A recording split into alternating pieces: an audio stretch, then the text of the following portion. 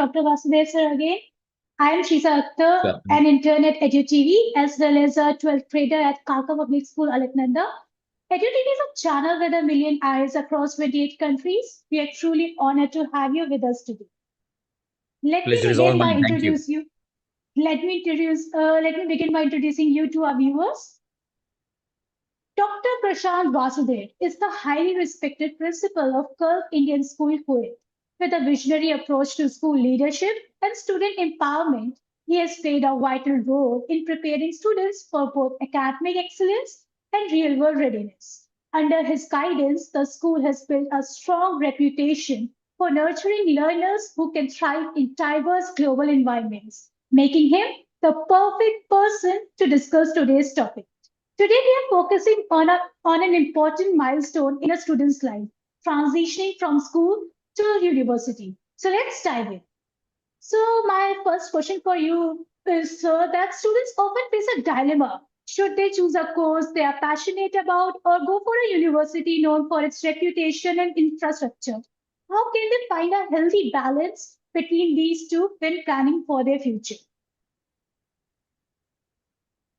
To answer this question, I would say students need to keep in mind a multitude of factors. First and foremost, it's of paramount significance to know yourself. The student must be able to reflect on his or her strengths, interests, values, and most importantly, career goals. He or she should be very clear in terms of what are the various subject combinations that would excite him or her. One must also look at the academic offerings. Is the program that the student is going to choose, is that well developed? Does it involve scope for internships, research? Can you be a part of exchange programs offered by the universities? Is the university accredited, recognized worldwide? And most importantly, the students must remember that a good university is much more than academics. Try to find a place where you will feel a sense of belonging. One should never feel that one gets isolated. Even if a student makes up his or her mind to join a very reputed university somewhere abroad, he or she should never feel isolated, should always have a sense of belonging, because isolation goes against the normal human psychology. And however bright the student might be, he or she may not be able to go all guns blazing in terms of achieving, the career goals. There are other aspects involved, notably, affordability, scholarships, the option that the student might choose, whether that is going to be financially sustainable or not. So these are some, really pivotal decisions that go a long way in ensuring that the student actually zeroes in on the right kind of college or university vis-a-vis the skills, the ability, and the final outcome that he or she is expecting out of the university. While arriving at final decision, I would also say that the student must be able to trust his or her guts. Sometimes the right choice is the one that feels right. But remember, no university is perfect. The right one for a student can be where the student can grow, explore his or her potential, and prepare for the future that one dreams of. Yes, sir. Sure, sir. So, sir, my second question for you is that the shift from school to university is more than academic, right? It's also emotional, social, and culture, especially for students studying abroad. What can schools and parents to help students prepare for this transition holistically? One needs to have complete clarity, when it comes to choosing the right career path, choosing the right institution, and in order to maintain emotional well-being, as you said. I'll just Yes, sir. highlight an example here very quickly. The other day, I was interacting with a student of mine whom I taught just recently. She has just appeared for class 12 board exams, but she's very clear in terms of her career goal. She wants to pursue an undergraduate program in fashion designing, and later she wants to pursue MBA.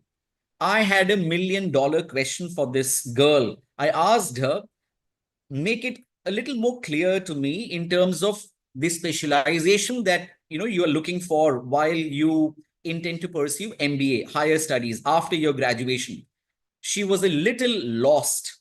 I guided her. I That is where I connected the dots. I told her, I in fact advised her, it'll be better if she goes for MBA in fashion, because MBA, apart from HR, marketing, finance, and various other options, these days you'll come across masters in business administration in diverse fields such as hospitality management, even tourism, and of course fashion. So I told her it's very important to connect the undergraduate program that you are choosing with what you intend to do in your post graduation.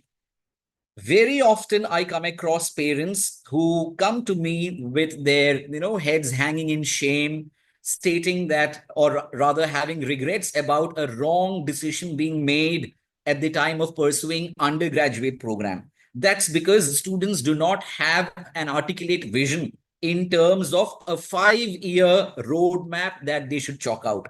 So the analysis should not just be restricted with the undergraduate course or program that one intends to do. It should go beyond the peripherals of undergraduate program, and one should have clarity in terms of what do you intend to do after your graduation is over. So if you're able to connect that all important dot between your undergraduate and postgraduate aspirations, I think that can solve a lot of issues and questions that students as well as parents may have in their mind.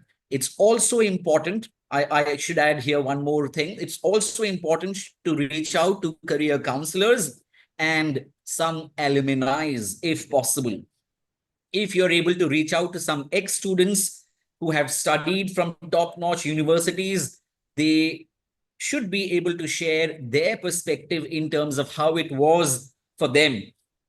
And accordingly, the student can take a cue out of how it went for the ex-student.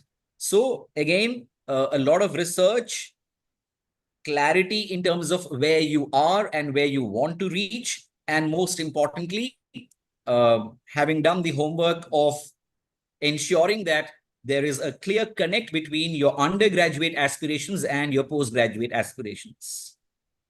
Yes, sir. So you're totally right with that.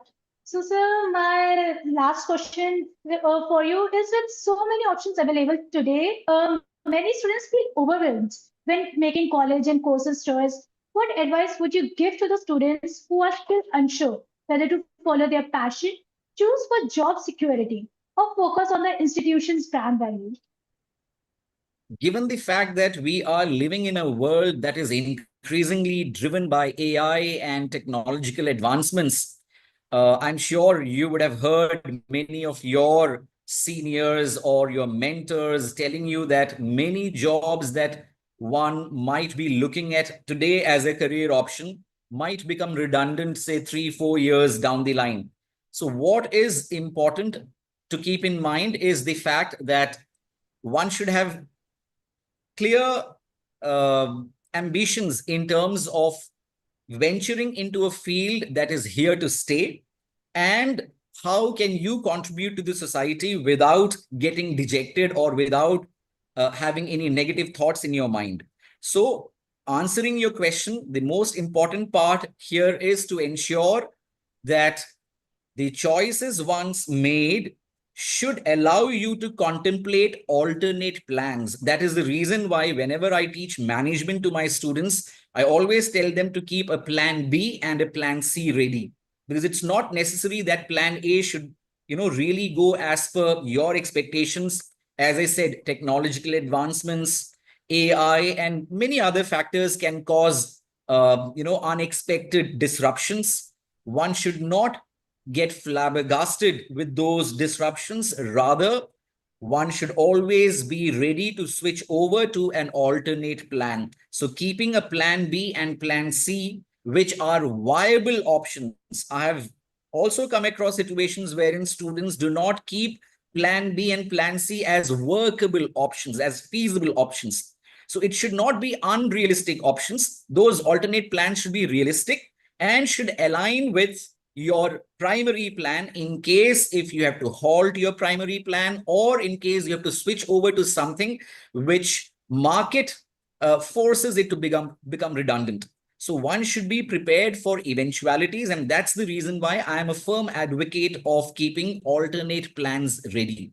That would also give you the much needed cushion to not to rely on your parents once you finish your graduation. Maybe you can think of doing some internship or some part-time jobs so that you do not create too much of a financial burden for the members in the family. So keeping alternate plans ready and working out its feasibility, in my opinion, can solve this issue. Thank you so much, Dr. Vasudev, sir, for your insightful thoughts and practical advice. Your experience and clarity on this topic will surely help students and their families navigate this important phase with greater confidence. On behalf of EDUTV and our audience across 28 countries, thank you once again for being part of this meaningful conversation. We wish you and your students continued success. Take care, sir. Thank you so much, Shiza. Thank you so much for having me here today. Thank you. Thank you, sir.